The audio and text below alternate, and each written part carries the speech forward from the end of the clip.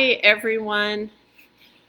I am Stephanie, and I'm sitting here with Christy and Faneeza. We are going live here with you all to talk about why we are running for the Neighborhood Council. We are all members of the Westchester Playa Forward slate, and we're really excited to be here with you. So I'm going to go ahead and let these beautiful women introduce themselves. Faneeza, you want to? Yep. All right, I'll go. I'm Christy Skura. I am running for Residential District Seat 8, which is South Kentwood. A little bit about me. I'm a mom. I'm a volunteer at my kids' school. I'm a pediatric physical therapist. I'm passionate about education, especially inclusive education. I believe that all children benefit when kids learn side by side who are neurotypical, who are kids with special needs, kids who are identified as gifted, all benefit in the classroom together. I believe that we can create communities based on social justice where diversity is valued, and not just in our classrooms, but also in our neighborhoods and our communities where we work as well. I decided to run for the Neighborhood Council because not many people know about the council, that it exists, or much less that they are stakeholders and have a say in how they're represented in the decisions that are made on our behalf. So my goal is to increase the outreach of the council, and to that extent, myself as well as others on the slate, we've been going door to door, we've been making phone calls, we've been talking to community members, to our neighbors, to hear what are your values, what are your issues that you're concerned about, what are your wishes for our community. My involvement in the community, it's mostly grown out of the school where my kids go to school, where I work, helping to build Wish Charter School from the year that it opened. I've served on the parent leadership board at the school, as well as led the finance and fundraising committee. And one of the first events that I was involved in was the Race for Success 5K at LMU, which is one of my favorite community events. It's grown into the Rock, Roll, and Stroll most recently, but it continues on. But the thing about that event, so I started as a volunteer. I am not a runner, was not a runner at the time. And so I helped to organize volunteers for our school, as well as to engage the businesses, to help with the fundraising aspect. And then I was inspired by the event, and being a physical therapist and fitness, and the focus on fitness and family was engaging and motivating. So the next year I wanted to run the event. And at the time, I had never run more than a mile in my life, and wasn't sure I could finish the race, but I trained, and I did. I had to walk part of it, but I finished, and committed to do even more the next year. So by the next year, I was running half marathons, and by the year after that, I completed the LA Marathon. And so I like this as a metaphor. So for what we all can do, when we start small, when we make a commitment to do better, and when we focus on incremental progress over time, I think we can bring that same perspective to the Neighborhood Council, that we can work together as community members, as stakeholders. With your input and your support, we can go the distance. All right. Darn, I shouldn't have let Christy go first. Have you run any marathons? No, I have not. But I have donated virtually to the Rock, Roll, and Run. There you go. So I cheated. My name is Faneeza, and I am running for the education seat. And education is a passion of mine, and obviously because I'm an educator. And I currently work at Wright Middle School, which is on 80th Street. I have started there actually as a 6th grade teacher. And just a little funny story. Yesterday, one of my students drove by. He is now a freshman in college, and he's waving like, hi, and I'm thinking like, what grown man is waving hi? I don't know who you are. And he gets out of the car, and just to kind of see him like from 6th grade all the way to a freshman, like in college, is like has been really like rewarding, just like you see these kids, like your kids grow up and you're like, oh, you're progressing. And he was talking about his English class, and I was his English teacher, so obviously I felt like super proud about it. But that's one of the things that's really amazing about being an educator, is to kind of watch your students beyond your classroom and as they move on with their lives. And I think that that's one of the things that has attracted me to running for neighborhood council. It's because as I look at our current makeup and I wonder like how many people are actually aware of the students that are a part of the Westchester Playa community. And when we're making decisions and we are talking about policies and programs that can impact like our students and the other school stakeholders, are we considering who those groups really are? And do we know about them? And if we don't, then are we really capable of advocating for policies and programs that, involve that are inclusive, that allow for diversity, and more importantly, that they're equitable. So if we don't, I feel like if we are not aware of those of the people that we're serving, then it's really hard to then make decisions all the time that will meet the needs of the people that you're supposed to serve. So my hope is that by becoming a part of the neighborhood council, that I can be that voice that will bring equity and advocate for inclusion and diversity and be that representative for our students and for our other education and school staff stakeholders. Because that's the other part is as we have been a part of this process, learning that so many of the people that are at school sites, they don't know, or people that work at businesses don't even know that they're stakeholders. They have a voice in our community. And the fact that they're unaware of these things, really drives me to say, like, okay, how can we let the people that we're talking about and making decisions for know about this body that is supposed to be advocating for them and be that voice from the community to city council. So that's one of the one of the many reasons I would say that, I'm drawn to doing this work. It's been a learning process for me, and I have been excited about what I've learned and then what I feel that I can contribute to our community. So we're excited to be here and answer any questions you guys may have. And take it over, Stephanie. Okay, so I am Stephanie Popescu. I'm running for the District 2 seat, and one of the things that I love about this slate, about getting to be in this group with these beautiful women here is, we're all running, but we're here not in competition. We're here supporting each other and lifting each other up, and I think that's something that's really special, to be surrounded by women lifting each other up. That's something that's really unique. So I am a social worker by profession. I'm a mother to a crazy little 2-year-old. I know a lot of you have seen photos of him. I'm obsessive about posting him on social media.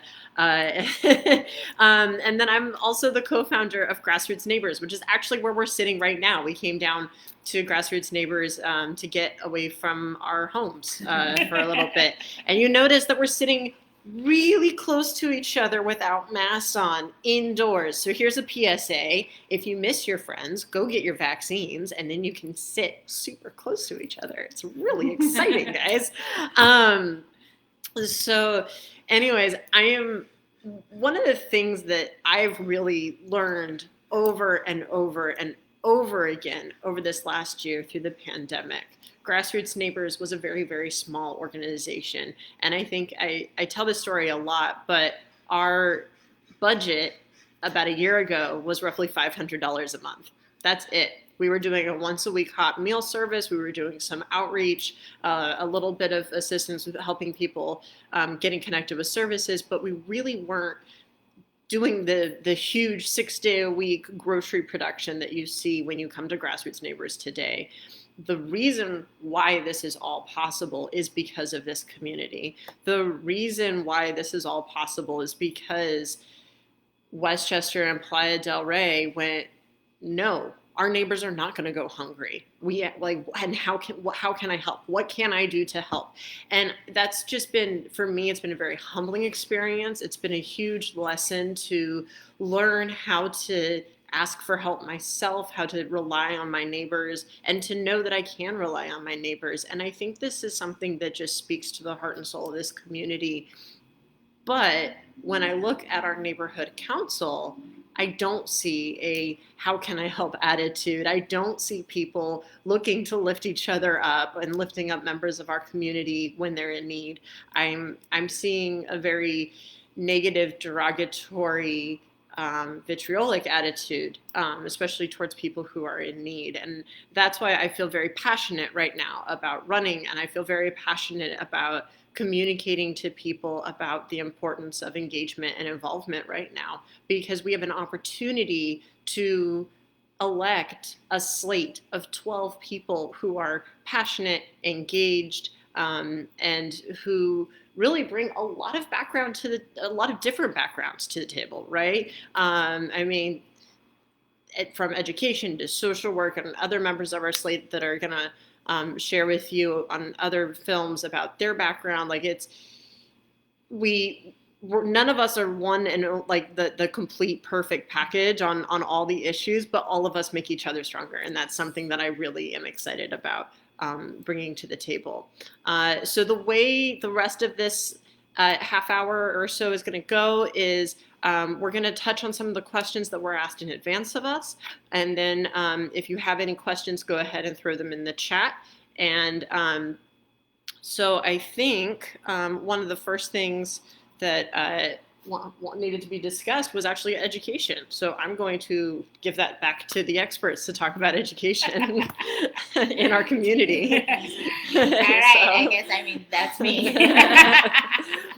So, like one of the things in our community is that we have at least 10 schools that serve, and actually more than 10, but that serve the gamut of students. And that's right from the very young ones all the way to college. And, so that's a wide group of students.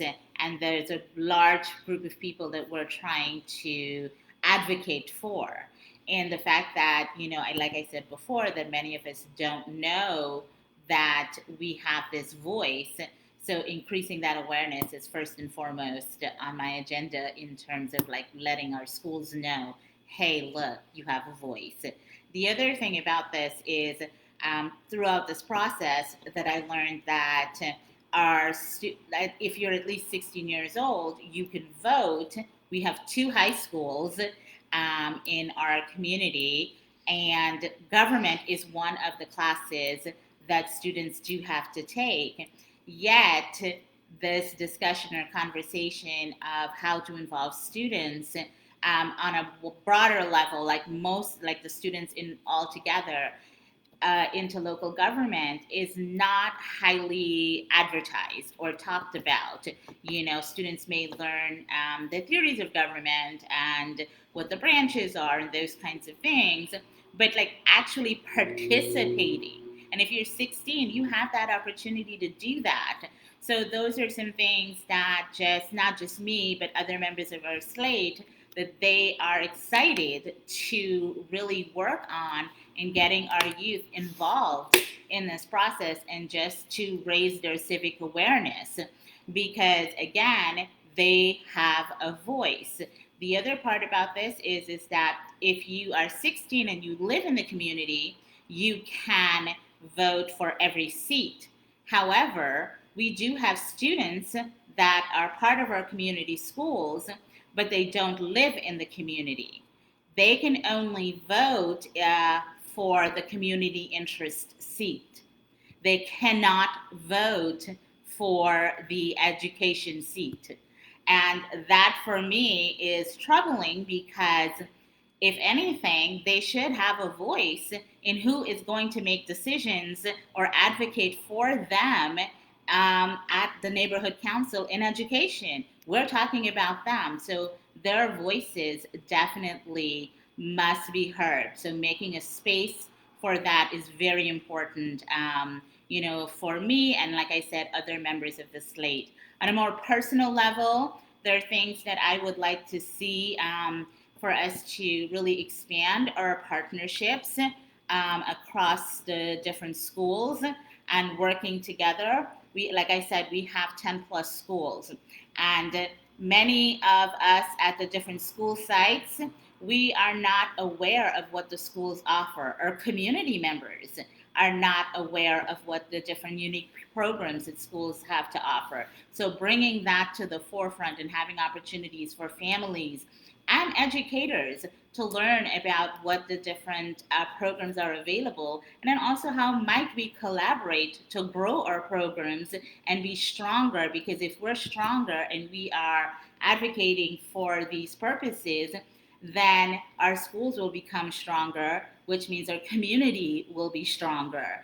And so those are things that, that, like I said, on a more personal level, that I am really, I pitched this bright idea that I'm going to have this big event and we're going to do all these things and do it. I'm really excited about it. So, once we get rolling and you hear about us asking for help and talking about your schools and finding out how to share and things like that, we'll be calling on you to help us out. So just keep that in the back of your mind, pin it on a post-it somewhere, because don't say you didn't hear about it. But on a more serious level, that, it's just this raising the level of awareness of what's happening in our community in all the different ways, by increasing student voice, also by building more collegial relationships amongst educators, and increasing the awareness of what the schools offer, so families can make choices and stay within our community as they send their children to school. Thank you, Faneeza. So what I wanted to talk to you guys about feels a little bit like the elephant in the room. I know the last time I did a Facebook Live was about homelessness and about my experience as a social worker and the outreach that I do with grassroots neighbors. It's important that we talk about that in terms of the Neighborhood Council too. The role of the Neighborhood Council is that it's an advisory body, but what the Neighborhood Council can do very specifically is advocate for policies and services to come into this community to help solve the problems that we face, right? And so this is what I want to see happen as it pertains to people who are facing housing insecurity, and honestly any other problem. This holds true in any case, where what I really want to see is a neighborhood council that's engaged and proactive, that understands the problems our community is facing, and holding the relevant agencies accountable. What I think we're seeing right now is that the issue of homelessness has become riddled with misinformation. It's become riddled with vitriol. And honestly, the conversation around it has ceased to be constructive.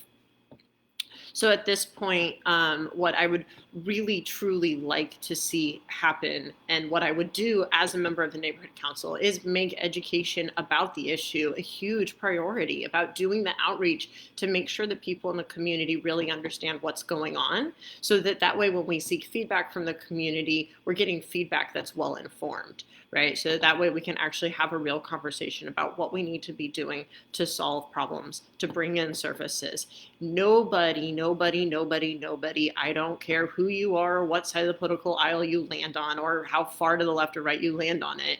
Nobody wants people living in tents. The people in the tents don't want to be living in the tents. And I think that's something that's really important to understand, is among our unhoused neighbors, there's actually quite a lot of appetite for housing and for help right now. It's just that housing and help is a process, and it's a process that's based on relationships. I think if you pay attention to what Grassroots Neighbors is doing right now, we've kind of pivoted from just handing out food to people over the last few months to really focusing on building relationships and problem solving with individuals and with the relevant agencies, and even with the private community, to make sure that we're helping people reach the stability that they need. This is something that I want to see our neighborhood council participate in. I want to see our community participate in. I want to see us realize that people who are unhoused are people experiencing poverty, have people who are homeless made poor decisions, maybe. Have people who are housed made poor decisions, yes. And that's not the point. The point is, what do we do now? And how do we move forward together, right? And that requires hearing different perspectives. That requires hearing different opinions. So this is something that I look forward to continuing to work on. I work on this regardless of whether I'm going to be on the neighborhood council or not. I know that a lot of you work on this right now. We're going to keep working on this, but through the role of the neighborhood council as an advisory body and as a body that can ask for accountability from the city and from the relevant agencies, that is something that I really hope to leverage with my experience with grassroots neighbors and my experience with the social services background. Our neighbors who are in the park right now, I know that there's a lot of concern around, is the park safe? Is the park usable? I think it's really important to remember that nothing closed at the park because of homelessness. Everything that's closed at the park right now, the pool, the senior center, the programs, that all closed because of COVID. And the plan has always been for those programs to resume once the pandemic abates and once it's deemed safe to do so. The pool will reopen in June. That has always been the plan. That's not anything new. We've known that the pool is going to reopen in June. The pool usually reopens in June. It usually closes for the colder season, right? And then reopens later in June. And so you will see progress happening at the park in terms of people finding housing. That is the result of a concentrated effort over the course of months between different agencies and organizations and individuals who've been working very hard to get people housed. And the new developments that you will see there in terms of things reopening, that's a sign that COVID is abating. That's what that is. So I really hope that as we solve some problems and as we continue to face other problems, because this housing crisis is not going away, that we can elect a neighborhood council that is willing to talk about these problems in very matter-of-fact terms and willing to work with each other and with the wider community to solve them. And to that point, I'm going to let Christy take it over. Thank you, Stephanie. Your expertise and the knowledge that you've shared with all of us on this topic has really been helpful from other Facebook Lives as well, and we appreciate it. So I know you can go on for hours about this. It turns into a rant. It just turns into a rant. There's much more to be said. But that does kind of segue, both of what you talked about is what I want to talk about too in terms of transparency and outreach by the council. And we've all hit upon one of the things that we've said is we've gone door to door. I've gone with one of my other Slate members, and we've jokingly said that the Neighborhood Council is the best kept secret in Westchester. And ironically, because it should not be a secret at all, we don't want it to be a secret. It's something that we want to change. So we want to make sure that the neighbors know about it, to know not just that there's an election right now and please elect me and then go away, but to continue to participate, to be a part of the council. The council has to do the outreach to provide the education in order for the community members to be informed, in order for the community members to know that their voice should be heard. You don't have to be on the council to join a committee. So we can see a lot more increased participation from our community members in our committees, which is where a lot of the work of the council is done. So we don't want to just see everybody at the general meeting at the beginning of the month, the first Tuesday of the month. Please come to that too, but also get involved with our committees and get involved in participating. We can do that with a more coordinated use of social media. We can continue to hopefully participate on Zoom because we've seen a lot of increased participation during this pandemic time. There's a lot of opportunities that we have to increase that transparency, the knowledge, the outreach to the community. I also wanted to talk about the stakeholders. So Faneeza hit upon the students who don't necessarily live in the area. The people who work not just at the schools, but every business throughout Westchester, Playa del Rey, Playa Vista, those are all stakeholders who have just as much of say in the advocacy that's happening by the board. We want them to realize that they're stakeholders. You should know that we talked about what districts we were running for or what seats, but the bottom line is that doesn't matter really. Because as a stakeholder, if you live or work in the community, you're eligible to vote for every seat. We hope that you will vote across the board for the Westchester Playa slate, of course, but know that you can participate. And at those general meetings, the different seats also don't matter in the votes that the council members put forward. Everyone has an equal say in that. We also know that we as neighborhood council members, once elected, we have a say in what we can put forth to add new committees or new seats if we want to. We can talk about the values and the priorities that we have as a community and make sure those committees and the seats that we have are reflecting those. So for example, adding a youth seat, focusing on youth in government, an environmental committee is definitely an option. We could have a committee specifically for homelessness. This is a huge issue in our community that needs to be talked about. We can dedicate something directly to that if that's where we decide that our values and our priorities are and where they can best be used. So we want to hear from you guys as to what you're most passionate about, what things you would like to see changed and different. But those are some of the things that we wanted to start with. Yeah. So one thing that we heard from you guys that you were asking about was parks and green space. And one of our fellow slate members, Andy, probably will be better equipped to talk about this. Not a parenting sisterhood member, so I guess instead. But Andy's not here right now. So would you like to, Christy, would you like to speak to like the parks issue and the green space? As you said, Andy is far more knowledgeable. But one thing that I do know, a stat that Andy shared with me today, is that just over 50% of people in Los Angeles live within a half mile or a 10-minute walk of a park or green space. And that's not enough.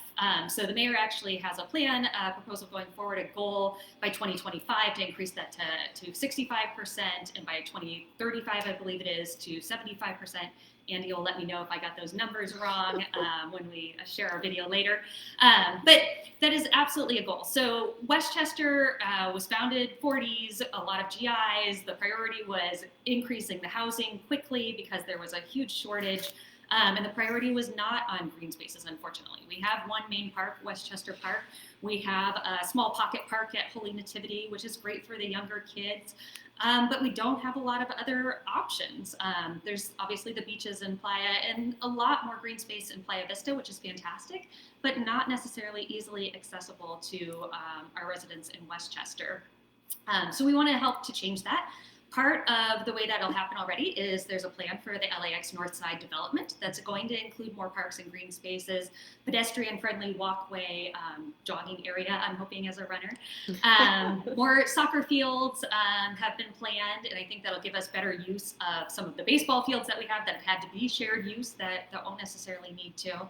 And then another thing that Andy, we keep referencing him here, has worked really hard on for a while is trying to partner with LAUSD to open the campuses so that those facilities can be used for our neighborhood, our community, our kids. It happens nearby, right? In Culver City, they have open campuses in the evenings and the weekends that community members are able to access. So that's something that we can do, but we need to partner with LAUSD to work on that, and it's in the works, but it's a process. So that's something that we'll continue to prioritize. Right. So this is one of the things, like it kind of comes back to like the neighborhood council being an advisory body, right? What our neighborhood council does right now when they look at a development, when they're looking at things, it's very much an up or down vote. Do we support this or do we not?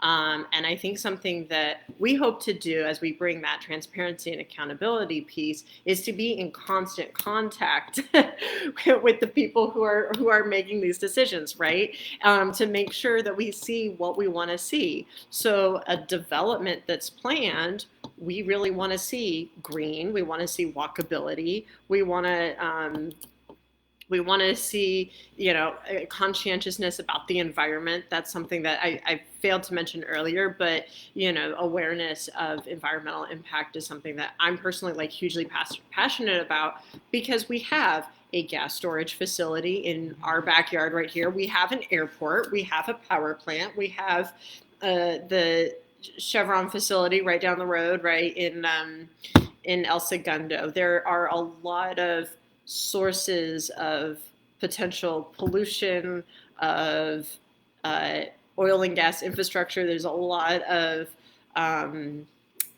environmental threat in our own backyard that we need to be talking about, that we need to take seriously, that maybe there should be a conversation about the environment on our neighborhood council and having that be a high priority of awareness. And so any development or any project, then that should be the forefront of our conversation, is about green spaces and walkability and public transit, and also, you know, what are we doing to our planet that we're going to be giving to our children at the end of the day, right? Another issue that you guys kind of brought up was the airport.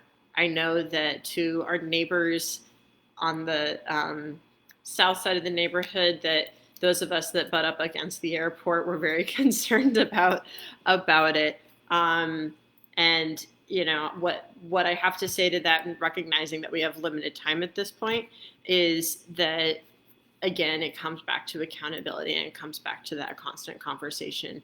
I would like to see not only LAWA held accountable for its promises made, that those promises are kept, but also I would like to see LAWA give us a little bit more in terms of like community improvements. What can LAWA do for us as a community? What can LAWA do for using some of its land that's sitting empty? Whoops, I'm bumping the table. What can LAWA do for land that's sitting empty as possible locations for helping out neighbors who might benefit from a tiny homes project, things like that. There's a lot of room for being creative when we have the resources. And so it's all about having that relationship and accountability and transparency so that you can have those conversations with those agencies that are involved. Was there anything else that you guys wanted to touch on before we... I think we need to go ahead, Faneeza. I was going to say, just to follow up a little bit on what Stephanie was saying, and it's really important to understand too that it's not just the elected members that can contribute to this conversation.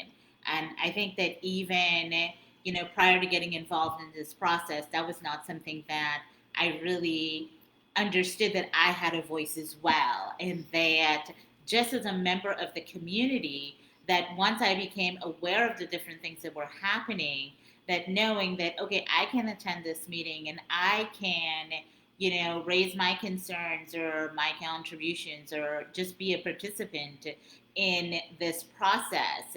And I think that that's really important for us to, as we talk about, you know, the transparency and also the outreach, is that to recognize that we have that ability as the community members.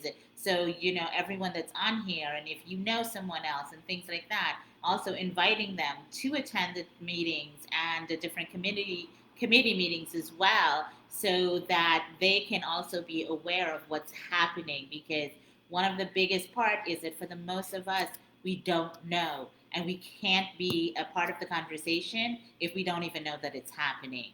So I would like to invite everyone to just continue to spread the word. You know, we want your support in terms of voting for us and things like that, but your support spreads beyond that. It goes beyond that, in that, you know, the more that you talk about what's happening and sharing what you have learned and inviting others to attend general meetings or the committee meetings, you are helping as being a part of that solution that we are looking to bring to the neighborhood council as well. Right. So this gets to the part where before we end, we have to tell you what you need to do.